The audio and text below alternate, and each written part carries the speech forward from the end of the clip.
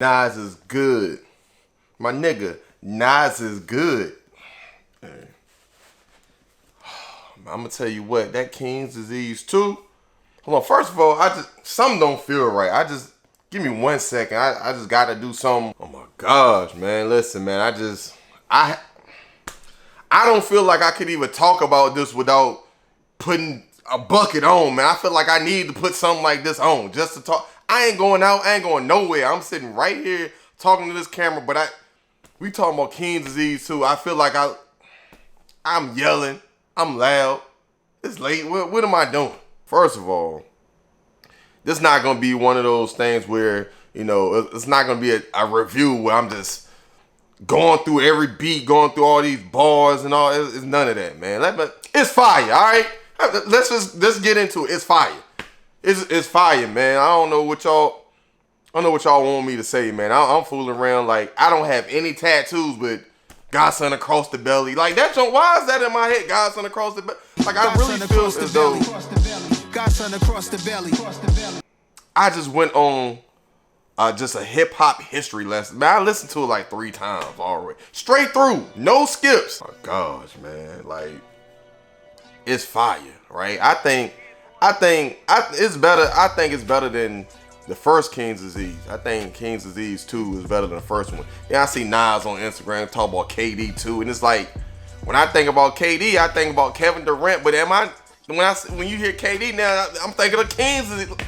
My gosh, yo, what's going? Yo, somebody had the nerve to say.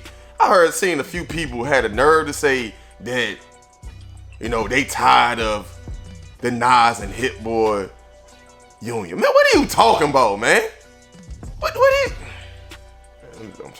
What are you talking about, yo? First of all, I'm gonna say this, right? Nas is traditionally, in my opinion, has never been a MC where the beats carry him. He carried the beats, right? And again, this is my opinion. It's rare. It's not too often that you hear a Nas beat and you just start going crazy like that. Nah, like lyrically, he just go bananas on track. So a lot of times, I think he gotta have kind of subtle beats so you can kind of listen to what he's saying.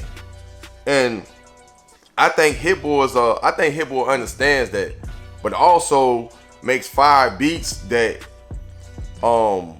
really accents him and his lyrical ability. I think he makes it modern, so it's dope at the same time, but it ain't too much, man. And I think it meshes with, man, it's fire, man. It's fire, man. Like, it's fire. You know what I'm saying? And then like the jewels, man. It just he always give jewels, but now it's like 46, 47 right now. I think something like that, and he's still spitting like he hungry. You know what I'm saying? He still spitting like he hungry, but I think he also is kind of adapting to like the younger generation, what music today, and kind of like showing love to the younger generation too. You look at the features on King's Disease 1, on this one, YG, A Boogie with the hoodie. You know what I'm saying? On 40th side, I think he started rapping, he changed up his flow. I'm like, is he not trapping now? But OG talk though, and he giving like jewels, man. He ain't talking nothing crazy. I mean, and then it's always some nostalgic type of feelings and stuff, man. Like I really felt like I was on a journey, yo. Like Death Row East, he talking about Pot, talking about the stories. I mean,